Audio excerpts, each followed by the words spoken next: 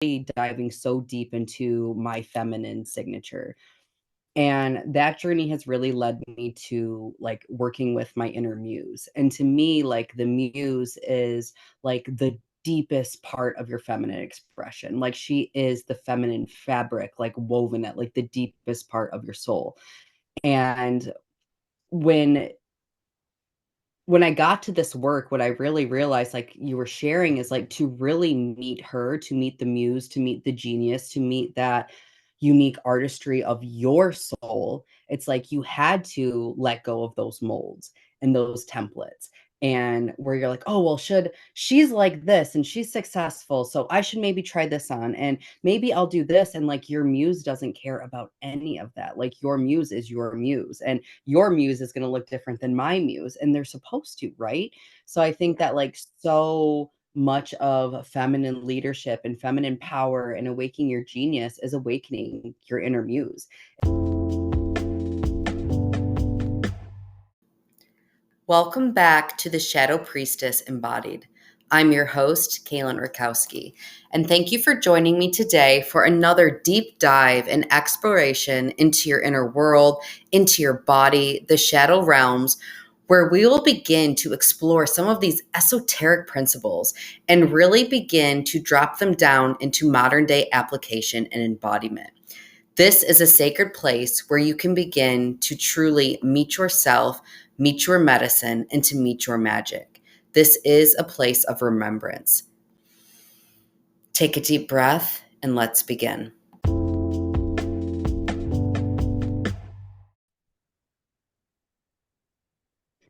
Welcome back, everyone, to the Shadow Priestess Embodied podcast. I'm so excited to have you with us today and to share with you one of my beautiful friends, Tanya, and her amazing genius. So before we dive into our juicy conversation, Tanya, would you like to introduce yourself, talk about who you are and what you're doing in the world, and we'll start from there, babe. Hello, Kaylyn. Thank you very much for having me on the pod. I'm very excited to be speaking with you and, of course, to be interviewed by you. Roles reversed. Yes. And welcome to everyone who's listening to us. Thank you. My name is Tanya. Oh my God.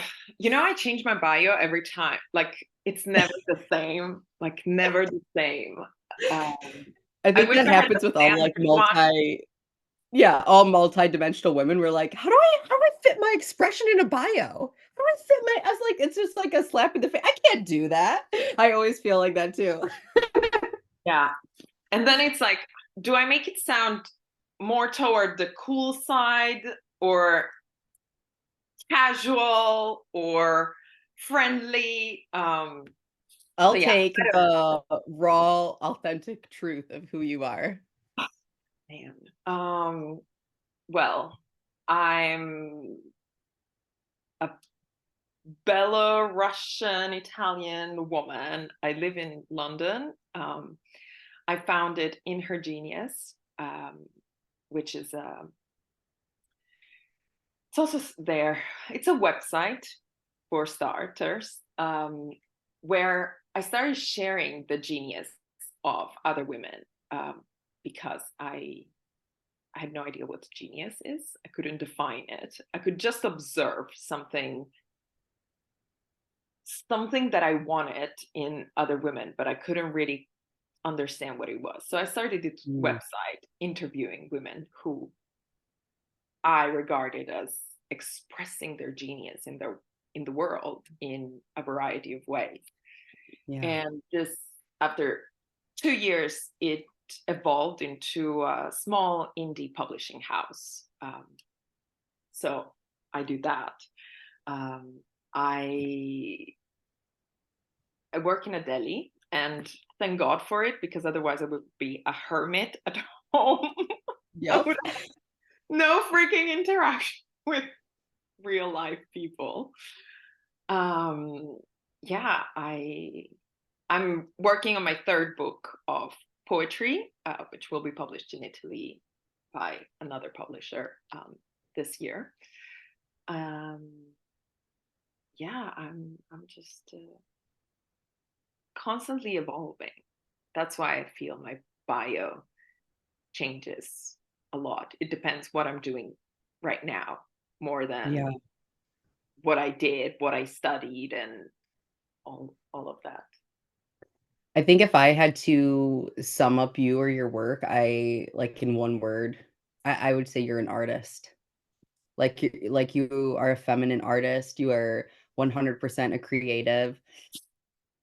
I had the pleasure of working with Tanya and reading some of her poems and her children's stories and just all the things that you do, and it's extraordinary, like, through and through, creative and artist to a T. And I love that, I've got to kind of be on this journey with you as you created In Her Genius when that really I can literally remember having conversations where you're like, "Okay, like, what the fuck is genius? Like, what are you talking about? Like, what does that even mean?"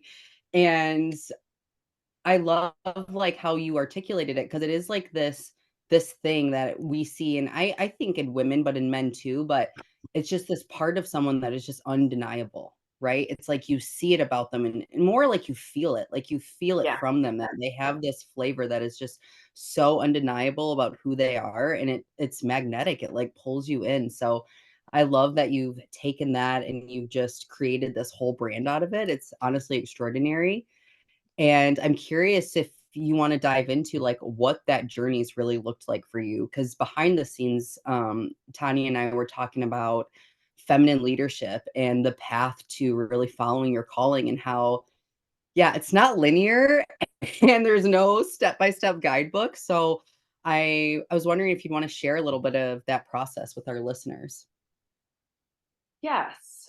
Um, I'm very happy and grateful that this interview actually comes at sort of time when I'm pivoting, because I spent the first 2 years interviewing 40 plus women. And funny enough, I couldn't understand what's my genius. I was like, Mhm. oh my God, it's so easy to, like, I started seeing patterns, but also being really quick at identifying the genius in another woman and put the, the dots together, connecting the random things of her life into something that really made sense, but that on outside it didn't. Yeah. So I feel that through that, I also realized how I think the motto of In Her Genius is really we celebrate too muchness and little sense, because the the the, the common denominator of all these women is that they are too much in the eyes of Mm. the world, in the eyes of, I don't know, sometimes friends, sometimes family, Yeah. and so some many times they tend to hide a lot of things and a lot of Mhm. talents, especially if they're good at so many different things. It's like, how the fuck can you be that good? Um, Yep. and so what I learned also is that leader doesn't mean to be a boss, Mm. and to be a boss doesn't mean that you're a leader. And leader, even the word implies it, you lead and you take a lead. And so in some ways, these women who perhaps many of them, nobody knows who they are, what they do.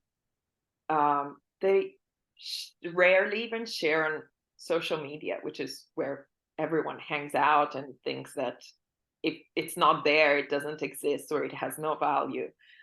Um, Fucking crazy world. but somehow,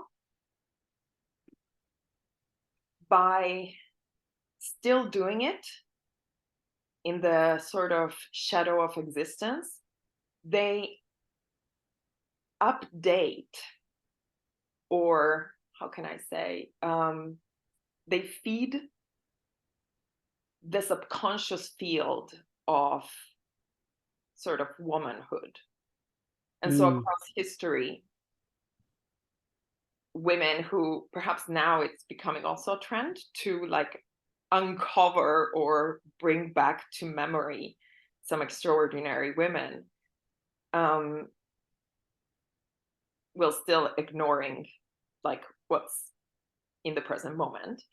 But it's thanks to them, even if they didn't get the success that their brothers did, or their father, or their spouse, they still allowed us today, even just you and me, to be more free, to know somewhere that you can do it. You can be independent, you can speak up. And it saddens me that it's not everywhere in the world still. But I think observing all these women, I became so, I don't know, even proud of being a woman. Because I feel like I started it really for myself. Because when I was growing up, I really couldn't figure out what it was a woman. How are you one? How do you become one? How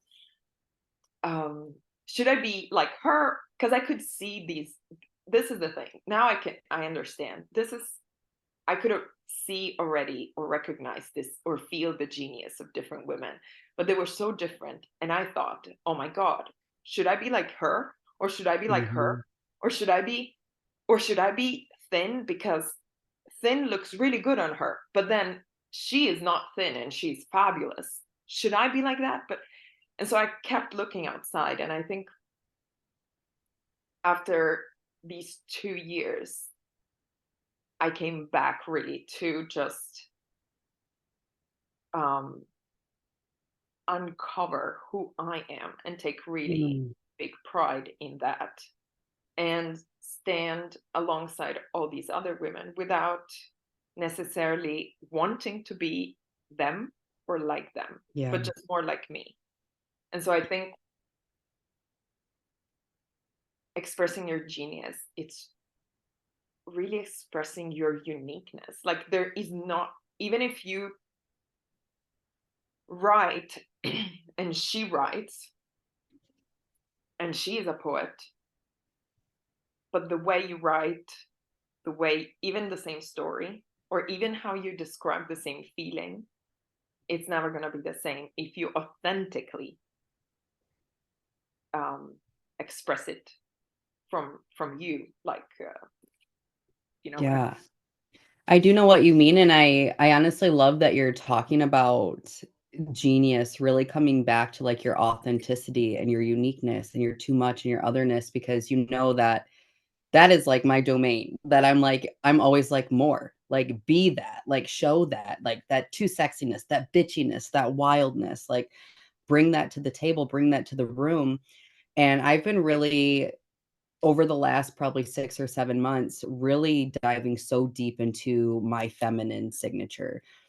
And that journey has really led me to, like, working with my inner muse. And to me, like, the muse is, like, the deepest part of your feminine expression. Like, she is the feminine fabric, like, woven at, like, the deepest part of your soul. And when when I got to this work, what I really realized, like you were sharing, is like to really meet her, to meet the muse, to meet the genius, to meet that unique artistry of your soul. It's like you had to let go of those molds and those templates. And where you're like, oh, well, should she's like this and she's successful. So I should maybe try this on and maybe I'll do this. And like your muse doesn't care about any of that. Like your muse is your muse. And your muse is going to look different than my muse, and they're supposed to, right? So I think that like so much of feminine leadership and feminine power and awakening your genius is awakening your inner muse. It's awakening the deepest parts of yourself and your soul, and really moving that into like embodied expression, where you really come home to being a self-sourced woman, where it's like, I don't need you to tell me that I'm good at what I do to fully have an embodied belief that I'm powerful and I'm fucking epic at what I do, or that I'm incredible. And how much like the feminine outsources her power and her genius, and even like dilutes it or dims her light, because we're so heavily conditioned that unless we have the validation, unless someone's giving us the high fives, unless we have the money, you know, whatever accolade of success that you have in your mind you need, that you're nothing. And that's not like, the feminine doesn't give a fuck about your certification. She doesn't give a fuck about your accolade. She doesn't give a fuck about your degree. She cares about your embodiment, right? And I think that's what you're really speaking to. It's like, it's not even about what you did in the world. It's like the feminine leadership is like who we're being, and how that saturates the whole collective field for all women to rise in their power. Exactly. Oh, I missed your energy. So, side caveat, how long have we known each other? 3 years, 4 years? 4 years? Oh me. Oh wow. Yeah. I think 3 maybe. 3 years. So yeah, I met Tanya 3 years ago in a coaching container I used to lead in, and yeah, we just fell in love. That's why we're here today. It's also been wonderful to witness you. Oh, I'll receive that. I'll receive that. Um, oh, now you got me all in my heart, all in my feels. All right, let me drop back in so we can deliver this. Whew. So, in your perspective, I really like how you were talking about how just because you're a boss, you're not a leader. And if you're a leader, it doesn't mean you're a boss. Can you speak like more to that paradigm and like what leadership really looks like or like means to you? um okay, I'll do an example just because I think I can unravel it more from there.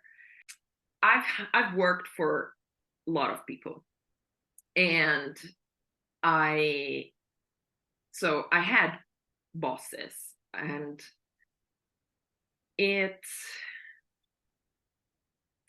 it's been really difficult. I would say 99% we're not leaders. We're not people I admired or was inspired by, or that could Mhm. take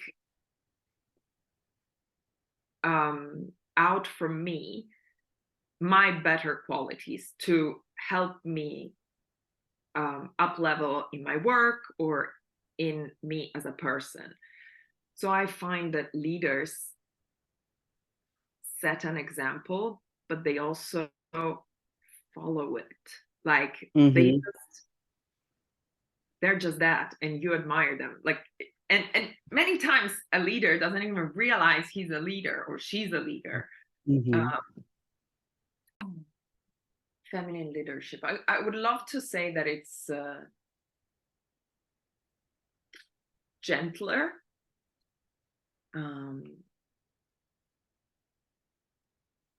but I think those women that I've seen and met, that I can say I take them for um, sort of my leaders. Maybe they're not leaders for everyone. Um, they are they have complex characters, and sometimes um, although they're coherent, there might be, what's the word in English when uh, I lack the word, so maybe it's not the word.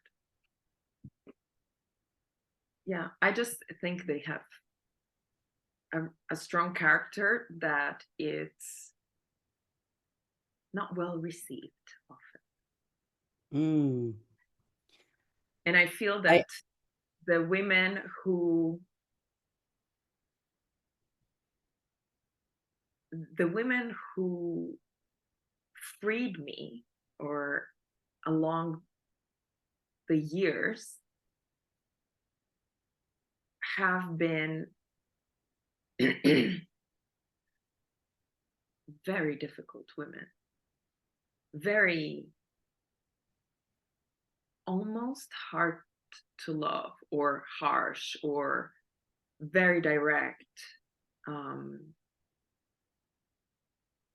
Whether it was in the writing or when I met them and we crossed paths. Like there was a hardness about them, but it was super on point. Like Yeah. there was no fluff, or they were unapologetic. And for me, those are really the leaders. Yeah. I think like what's coming to my mind when you're talking about this is like feminine leadership really being an embodied expression. Mm-hmm. And what I mean by that, it's like a woman who completely has redefined her relationship with power, and especially personal power. Because as women, we have this massive collective wounding in the field to be good girls, to be people pleasers, to be, martyrs. So when you're talking about meeting these women who were almost like repelling or edgy or hard, I think just collectively we're not seeing, or we're not used to seeing women in power. So when we meet a powerful woman who has boundaries, who says what she wants to say, who moves how she wants to move, like there is kind of this like, oh, wait a minute, like we're allowed to do that? Wait a minute. You know what I mean? Like they're alluring to us because it's not something we see on the masses. We're used to seeing the yes girls and the good girls and wanting those to be the liked girls. And I think women who really are in their power are the women who are brave enough to push that edge and to really move into authenticity and to really, be repelling. I think that like for me, for example, I noticed that when I first got into coaching, like I wanted so much for my clients to like me. Like, and not that I still don't desire to have good relationships with the people I work with. I do, but I realized that like that's really not what's important. Like, they're not coming to me to become my best friend and for me to like them and for them to like me. They're coming to me so I can fucking help them move. And until I got really like raw, like with what I was really seeing and like calling out bullshit, and I didn't have the same magnetism, where now I have so many people that get magnetized to me in my work because I'm so willing to be repelling and to be edgy and to talk about and say the things that most people don't want to say or go to. But it's like this beautiful inverse reaction that like when you actually go into your depths and go into the things that are supposed to be like, shh, shh, no, we don't say that, we don't act that way, people respect you because they're like, damn, like she's powerful, right? Because she's so embodied in her essence and her truth and her genius, right? Yeah, exactly. There's a lot of, I find also, an acceptance of self, be it of those round angles or those sharp angles. Mm-hmm. And at least for me, it's been, yeah. I mean, I modeled for 20 years, and I was taught to mold myself, um, Mm-hmm. to be anything for anyone. So it was really a journey of self-discovery, and then discovery. After discovery, I had to accept. Yeah. Yeah. And I love that you're talking about acceptance because I feel like at least what I see on social media or like people say to me, it's like, how do I love myself? I want to love myself. And I'm not trying to like poke jokes or sound sarcastic about that, but to me, like acceptance of self is more.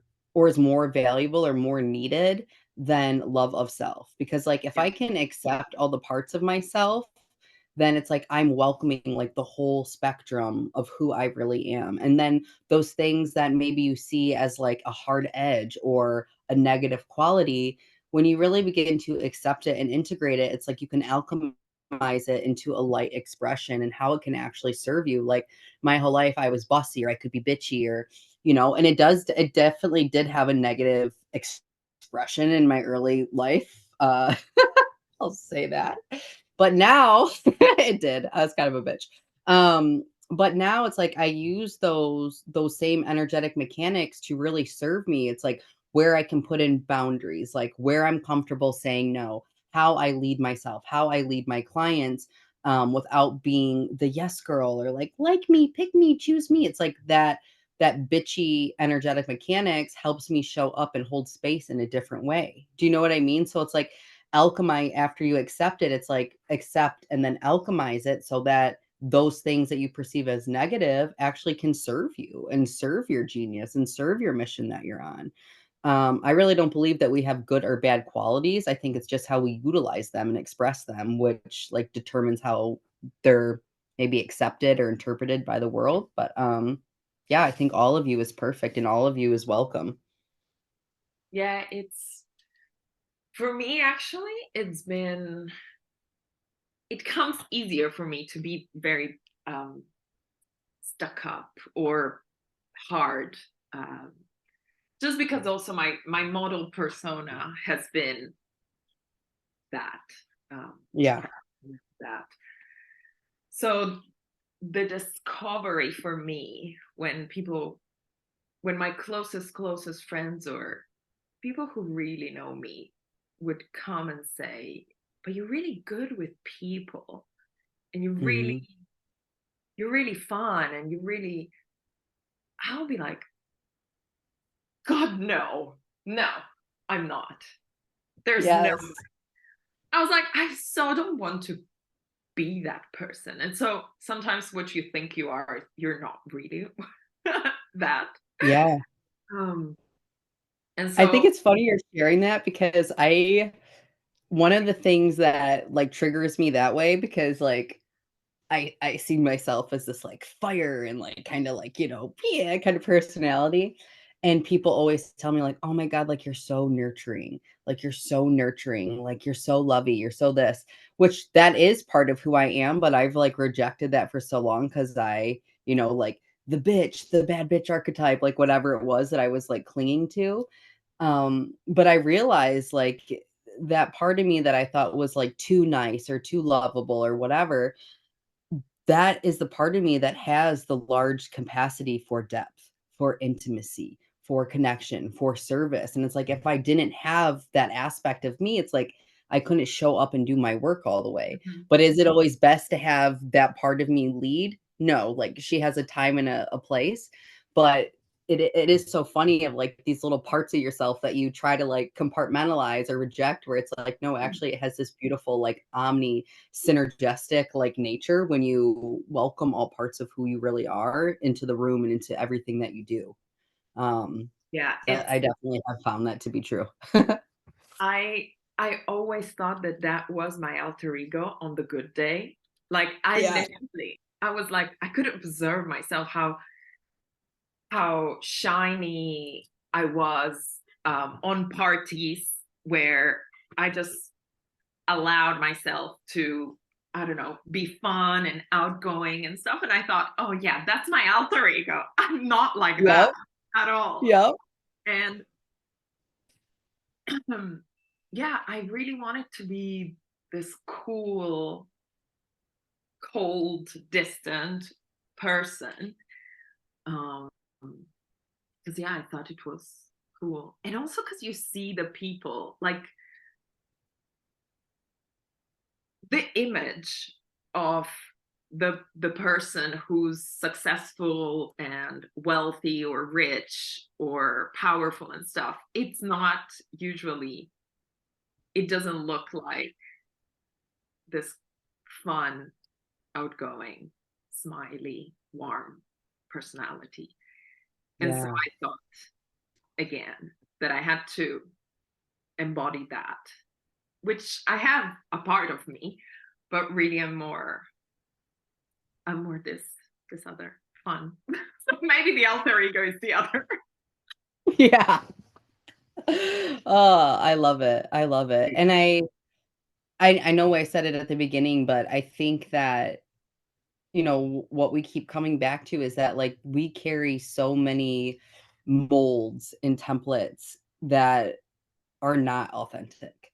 And they literally are from our conditioning, from our programming, from our environments, our families, relationships, whatever. And it's like, really, when you start going into self-discovery and really trying to like meet your feminine power, meet your muse, you realize like how many of these like constructs that you operate in that really are not even you to begin with.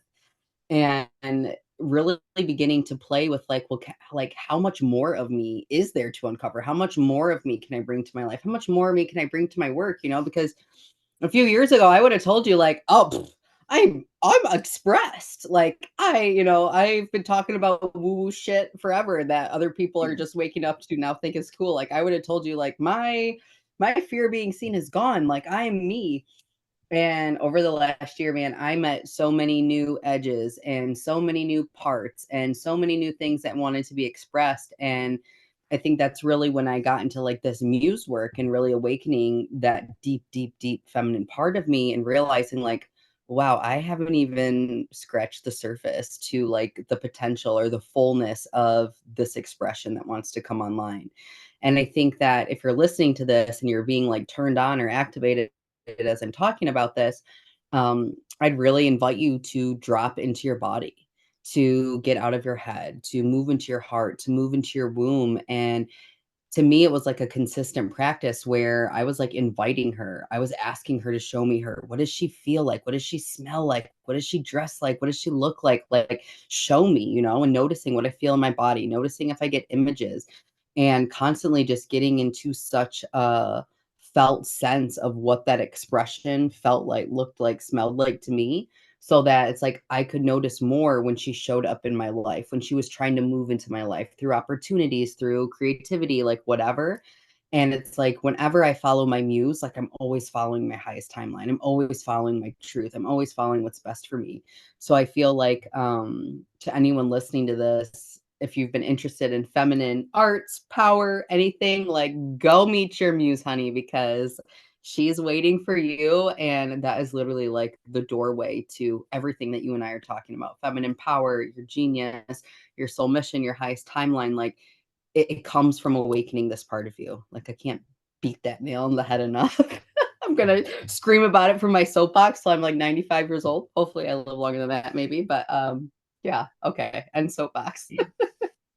So I'm curious. For you, the muse is inside, because for me, the muse is outside. Yeah. So Energy. when we're talking about like muse, right? You're talking about, I think from your lens, like something that like sparks your like creativity or your inspiration, right? Like in artistry, like that's what a muse is, right? It's a thing that like moves your creativity. And what I'm speaking to is like uncovering like that most inner part of yourself, right? So like you could look at like someone and be like, oh yeah, she's my muse, or this song or this place is my muse. But it's like you becoming your own muse, you awakening the deepest artistry and expression of your soul, your energetic mechanics, your deep feminine, versus me seeing you and being so inspired that you're my muse. And that's when we start letting go of like the molds and the templates from other people and identities and awaken our own. That's what I'm talking about. That's interesting. Oh, in fact, I think I read a quote somewhere a long time ago and I forgot, but it's like there were some memes on Instagram going around with "be your own muse." Yep. So Yeah. I actually funny made a how reel about that yesterday. what? I made a reel about that yesterday. Go look it up. Oh, But yeah, it's like becoming your own muse. It's becoming like the light, the like coming to that self-sourced like expression where it's like you are the deepest part of your inspiration, your creativity, your life force, your Shakti. Like when you are fully like calibrated and just oozing that, and it's so unique, right? It's not like anything else mold template you can see from anywhere else. It's like your unique energetic fabrics. And this, and I think, yes, through that, I like when you say there's no template, because what I found out through all these interviews is that there was no freaking roadmap Yes. for anything that all these women Mm-hmm. embarked on. And I think living a life in her genius is a life without a roadmap, but it's a Mm-hmm. step-by-step discovery of yourself in the world, and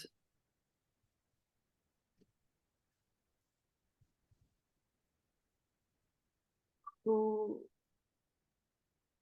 you are through what you do. And it doesn't matter Mm-hmm. what you do. And it's also that you know you're on the right path, your own, when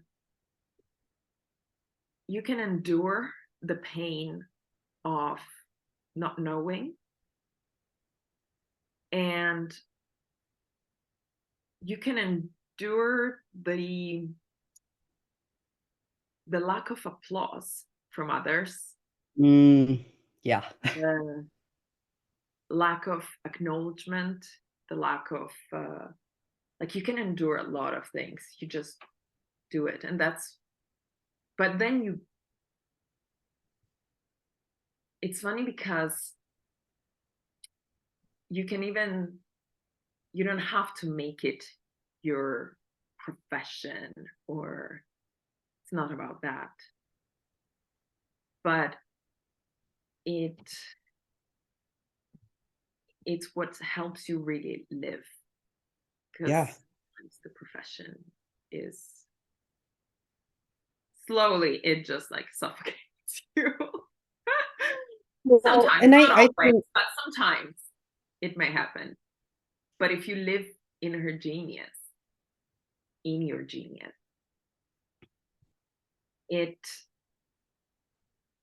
just, I don't know, it makes you curious about life, mm-hmm. precisely because you don't know. It's almost like a sweet gamble, but sometimes nobody knows. It's just you and you. And I think really too about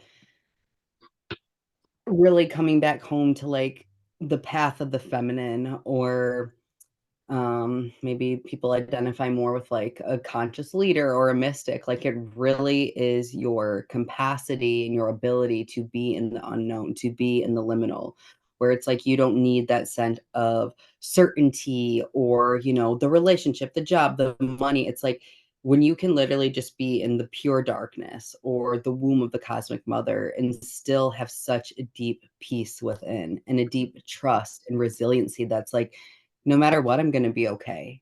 Yeah, I have no idea why life looks like this or where it's taking me, but I trust every time it's been in this before, it's led me somewhere absolutely beautiful. And I can confidently say that because I've done it time and time and time again. Like, I am a void mistress. I've lived in the liminality so many times. And I think that's why I'm so good about leading other women through that, because I'm like, babe, been there. Like, you're not going to die. I promise you it's going to be okay. But it's really building up that resiliency in yourself. It's building up that ability to be self-source safety, which that's a whole nother episode we could dive into, but that's a very big conversation. Like, what is really self-source safety? And if you can be that, and you can move with the unknown, and you can move with the darkness, your receptivity, your openness to God, to your soul, to whatever's trying to come in, happens so much faster because you're not resisting it. It's like you're trusting the seasons of life, you're trusting the flow of life.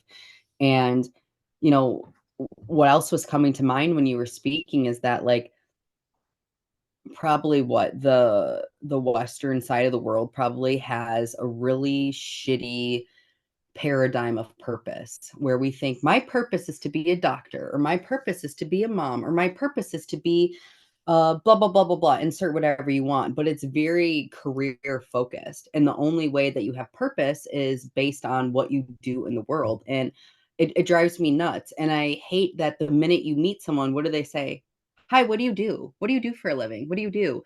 Like, all the value of who you are being is directly correlated to what you produce, what you achieve. And like, again, the feminine doesn't care about none of that.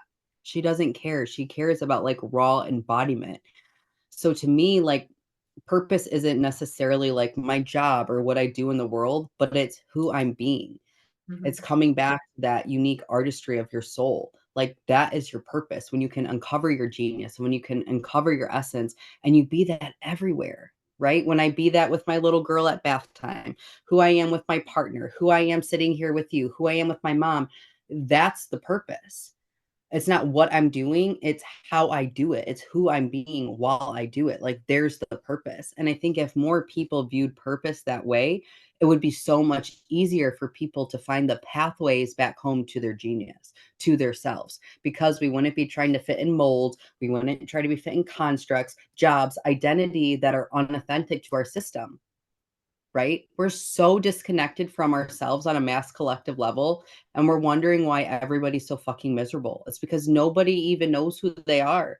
And they keep chasing little hamster wheels, trying to get more money, trying to get the girls, trying to get whatever. And it's like, that's not even who you are. Maybe your soul is an elder who wants to go live on a mountain and meditate with the monks, but you're trying to be a 7-figure entrepreneur and you're wondering why your soul's dead. Do you know what I mean? Like, it's a very drastic example, but kind of some contrast, so you see that, like, it's not what you think. Like, your genius, your purpose isn't ever going to be what you think it is, and you're never going to think your way to it. It's a non-linear path where you follow the breadcrumbs, where you follow the desire, where you follow the curiosities, where you follow that like pulling in your soul that there's more. It's like, and every time you do that, God's like, oh boop, here's a little bit more. Can Tanya show up and receive this? Okay, when she does, then I'll open this door. When she does, then I'll do this. But it never comes to you on a shiny platter with everything that you thought you wanted. It unfolds in the most magical way to somewhere you never believed was possible. And like, that's the power of the feminine, right? Have you ever walked outside in pure darkness, like the woods Mm-hmm. and stuff? When I remember um, the last time I think I did it, because then I got so scared by the boars in the forest, and I was like, ah, I will never come back. But you can't see shit in the forest. What you can see is literally your next step. That's Mm-hmm. all. Mm. And when I realized that, I was like, whoa, this could be like just to do it. It would be just like a mind training, even. Um, but I feel it's we lost a bit that capacity also because I mean there's lights everywhere. You never even Mm-hmm. walk in darkness. Yeah. You're hardly ever in darkness.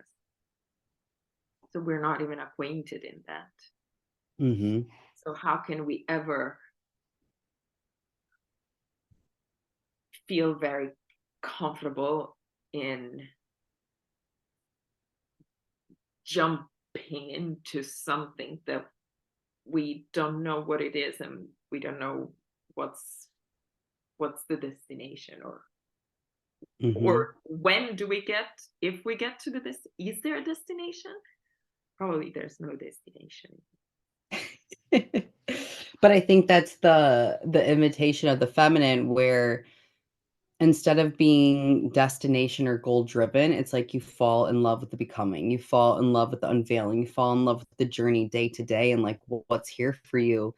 And that's how it gets to be so like enjoyable and ecstatic the whole entire way, versus like, until I get to this point, then I'm a failure. Until I have this much money, then I'm a loser. Until I have this, then I'm, you know what I mean? It's like we always make it or this or that. And whenever we do that, it's like more times than not, we fucking lose. We set ourselves up to lose all the fucking time.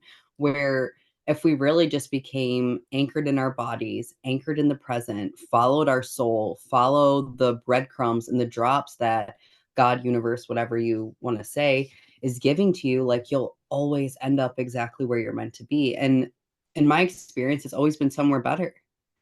But I think too, like, not to go on a whole nother soapbox, it's like this whole idea of safety and certainty is bullshit.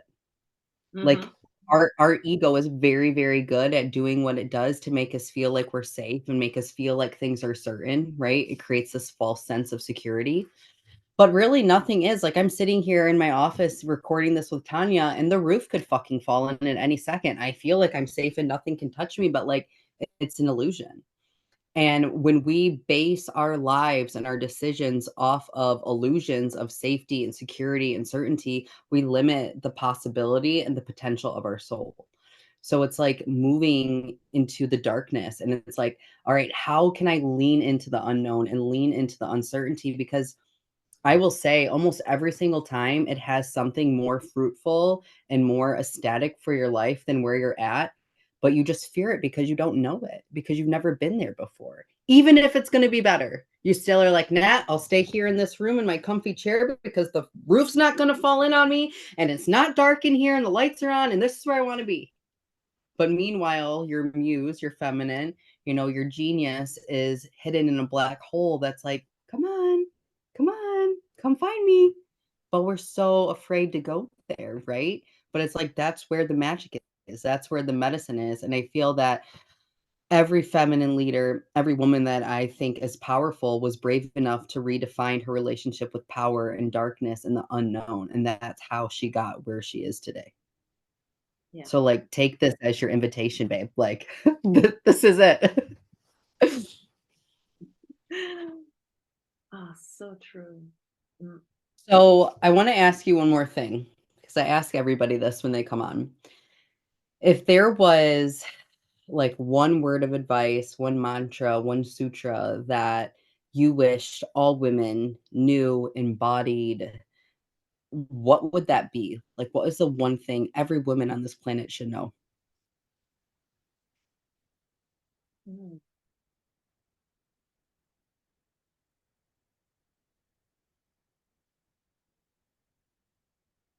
You know, I really believe that the day you truly take a glimpse of yourself, your true self, you will never get enough of yourself. Mm-hmm. You will not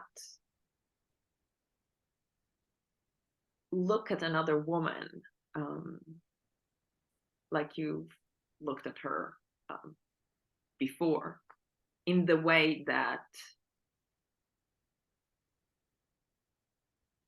with a craving for to be that or to have that. I really believe that the day that every woman sees herself in the depths of her well, she can't not be wowed. Mm-hmm. So until I that love happens, it means that she did not see herself really. mm-hmm. I love that. And I think it's like it's making me think of too, like why I love coaching, because it's like, who's the one person you can't see when you walk into a room? And I've worked with hundreds of women who are fucking incredible. They're powerful, they're creative, they're just epic.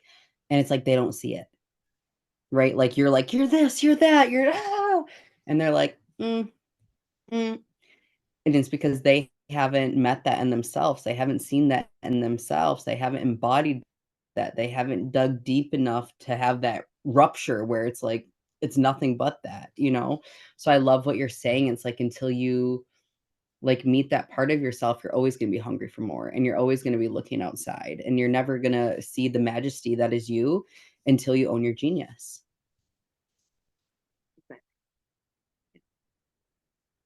I love it. I love it. Okay. So, to everyone who's listening, Tanya, do you want to share where they can find you on social media? Any ways to work with you, connect with you? Maybe there's someone on here who would be a good candidate to be interviewed by you. And I will post all these links, but I want to give you an opportunity just to share that, and then we'll wrap it up, babe. So you can go on inhergenius.com. You can follow on Instagram inhergenius. My account is private, but you can try to follow me if I like you. It's kind of, I have a brand new podcast, but it's in Italian, just on Spotify, just almost spontaneous recordings are there. So yeah, that's it. Well, I love it. Thank you for being here today. Thank you for sharing your genius with us. And I love you, girl.